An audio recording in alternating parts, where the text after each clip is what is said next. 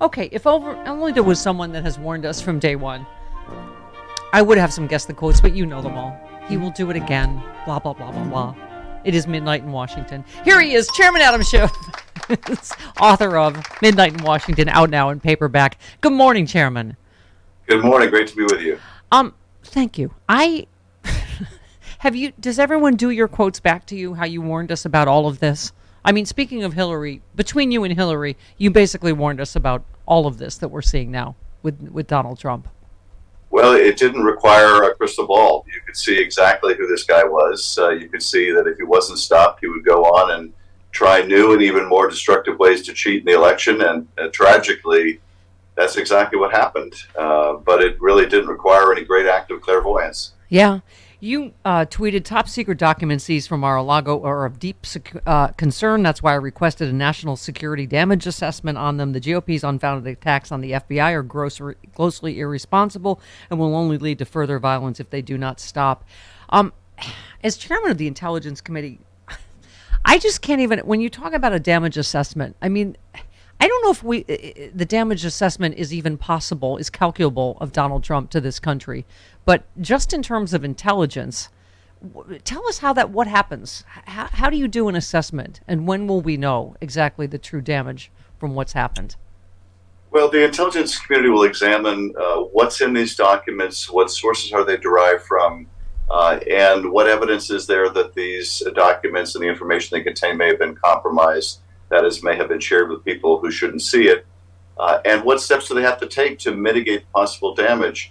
The reason why those top secret SCI, or sensitive compartmented information documents, are of such grave concern, and certainly didn't hear much concern on Mr. Pompeo. Hard to believe that guy was once our CIA director. Yeah. The reason why they're of such great concern is that those SCI materials generally mean they're derived from a very sensitive source of information. It might be a human source or a technical source, and the compromise of that source would cause grave damage to the national security, because it's not just the information on that piece of paper, it's how it was derived, and that means any other information we might hope to get in the future from that source evaporates, and that's why we take it so seriously. Chairman, I know you've been pretty outspoken about impatience with the DOJ and in terms of, the J6 committee. It seems like Merrick Garland, I mean, I'm glad that obviously he's made the moves he's made, but it seems like there's been so much deference shown Donald Trump and so much patience. Someone speculated today on Twitter about, don't you think they've already digitized whatever was in these stolen boxes of materials?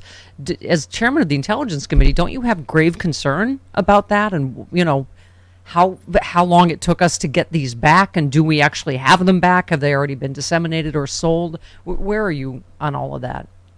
Well, this is what I think is so disingenuous about these claims that why did the Justice Department have to rush into a search warrant? They didn't rush into anything. First of all, Donald Trump shouldn't have had all these boxes of documents at his home in Mar-A-Lago at this public resort. Second, when they did go out there and finally compel them to provide these documents back to the government, apparently, according to public reporting, it was represented to the government in an affidavit that they'd given all of the documents marked secret or top secret back to the government. Yeah. Well, they didn't. And I suspect that the Justice Department had reason to believe, that's probably set out in that affidavit, that those were false representations. And they may have further evidence of people having access to where those documents were stored that caused them concern and resulted ultimately in that search. They tried to do the search, it appears, in the least obtrusive way. They'd have people wearing raid jackets, FBI jackets, announcing, this to all those that might have been staying at Mar-A-Lago. They tried to do it in a confidential way, and it was Donald Trump who essentially went public with it. So I find a lot of these criticisms, particularly when they're attacks on the Bureau and resulting in endangered FBI agents, just adding insult to injury and injury to further injury. But yes, it does concern me that the documents were in an unsecure location as long as they were.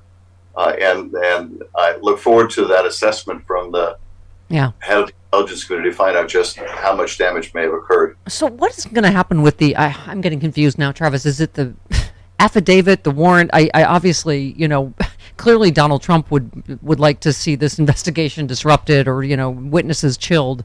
But what do you make of this? I mean, obviously we've seen people on the right, Tucker Carlson among others, saying that Trump is going to be indicted. What is your take on what's happening? What's the timeline of what is happening as it regards Mar-A-Lago? Well, in terms of the search warrant, you have the warrant itself, what's considered the warrant, and then you have an affidavit as part of that warrant application. The affidavit is usually, in the case of a federal search, signed by an FBI agent, and it sets out the facts that led the FBI to believe that there were documents or evidence of potential criminal activity in those boxes. And so it would likely take the form of an agent saying, I reviewed surveillance video, or I talked to these witnesses, and this is what they had to say, or we interviewed these people within the Trump administration, and this is what they had to say about documents, and would compile that information.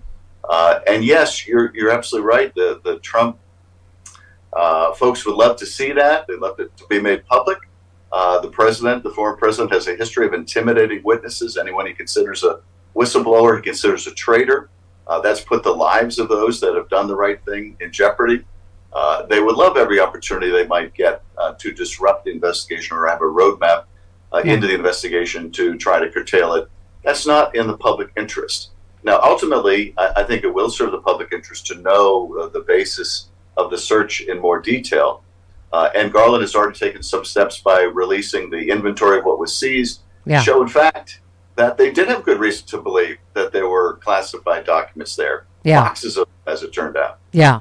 Since everything old is new again, the Bill Barr memo, which we talked about way back with the Mueller report, which is what we knew, that it was a whitewashing of the Mueller report. What do you make of all of that? I guess I keep saying I don't understand how we just let 10 counts of obstruction of justice go because he's committed so many crimes since then.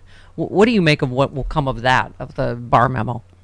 It's a good question. I wouldn't be surprised if that Barr memo, since they knew the conclusion they wanted to reach, which was they shouldn't indict Donald Trump, it probably is a favorable spin, ironically, for the former president. I would suspect that it's largely a spin memo to guide Bill Barr and how he should talk about why they're not going to go forward. You're right.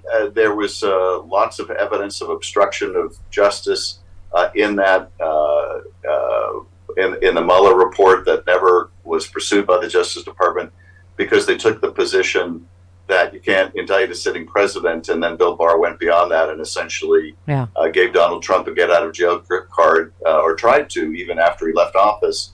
But I think that the reality is, as you say, which is the misconduct that Donald Trump engaged in after Russia was even worse. The Ukraine misconduct was worse. And then, of course, after he wasn't held accountable for that, there was even worse misconduct around the 2020 election.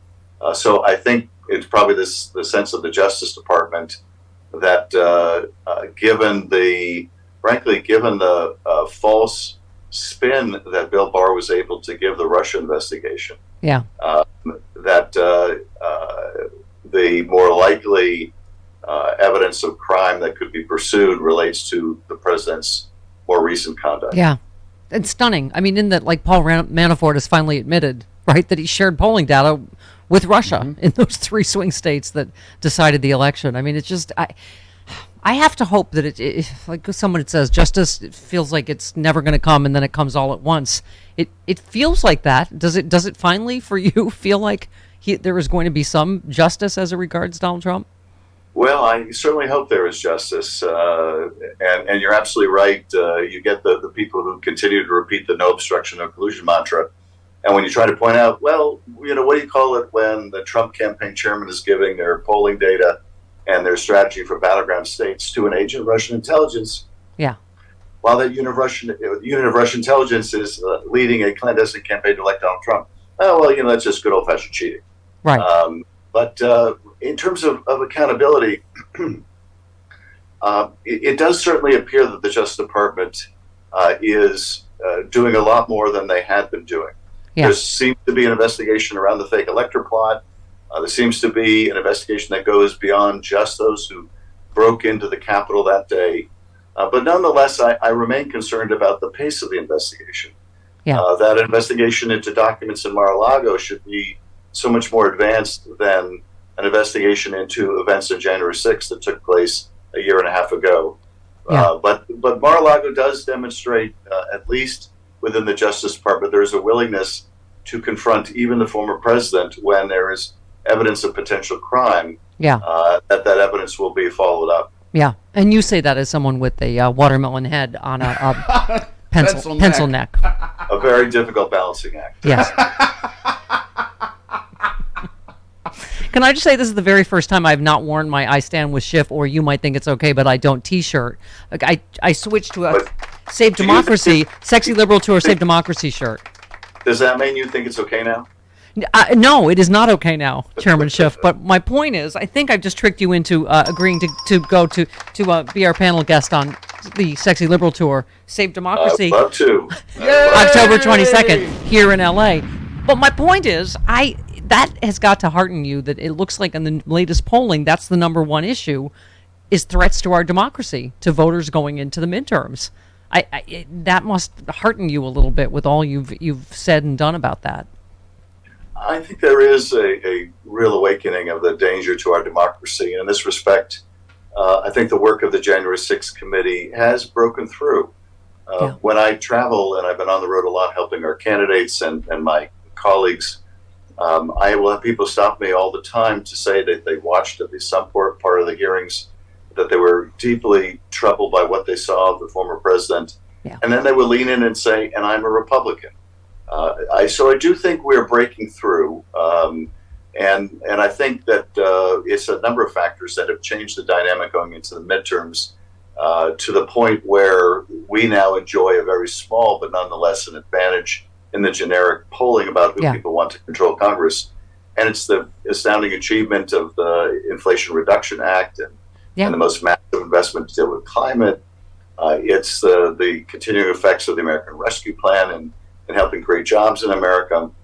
It's the fact that gas prices are finally coming down. Yeah. But it's also this radical agenda by the Republicans to take away women's reproductive freedom, but also to attack the core of our democracy. Yeah, the female numbers are astounding in terms of register. I mean, I think they really are the dog that caught the car politically with this whole Roe thing. But you also tweeted about that Republicans are just against everything. You said in just the last few weeks, Republicans in Congress have opposed gun safety, opposed investing in our planet, protecting marriage equality, codifying abortion rights, lowering health costs, capping insulin prices, against everything for nothing. I mean, that's really, what this election is about, isn't it? It is. And, it is amazing to me that a party that literally goes to the mat, filibusters in the Senate, does everything they can, and to do what? To keep insulin prices high? Really? That's where that party is coming from? It's astounding to me that a party like that can be even competitive. A party that fights tooth and nail to stop veterans subjected to burn pits from getting health care. Yeah. But that is where this party is. And in that respect, I think they've demonstrated finally to the country they're just too reactionary, too backward, too radical, too extreme in their agenda to be given a chance to govern. Yeah, and you, the paperback release of your New York Times bestseller "Midnight in Washington" is out. I always think of you having to write, because it's almost like hourly our show prep that Trump commits another crime. But this has updated epilogue focused on the war in Ukraine and January 6th. I can't imagine. It's just hard to keep updating, isn't it, in terms of where we are in Trump's. It is. In retrospect, I titled the book "Midnight in Washington" because midnight is the darkest hour of the day everywhere in the world. Now, the book came out last August. As it turns out, it wasn't midnight then. The book probably should have been called 11:30 p.m. because we still have some distance to go before midnight. The tragic reality is because Republicans are still running with the big lie and using it to disenfranchise people and attack the infrastructure of our elections. our democracy today is more vulnerable than it was on January 6th. Yeah. So we're going to get through this, but thanks to a lot of your listeners and viewers who are engaged and fighting to make their contribution to the preservation of our democracy. And I love how many people come up to you in airports and call you the smooth jazz congressman. I do too. You have fans everywhere. You are my favorite congressman, chairman, and also my favorite prop comic. Yes. And you were hilarious at the Improv. We went to your fundraiser a few weeks ago, and you will be my favorite comic on Sexy Liberal LA, October 22nd. That's right. You had like books mocked up. You brought a big sack of carrot top props. That was fantastic. Thank you. You are both deeply serious and deeply silly, and I love that about Yes, you best. Absolutely. All right. Thank you, Chairman. Thank you. All right. Have a good day. All right, there he is. Midnight in Washington, get it, the Yes. new paperback version of the New York Times #1 bestseller.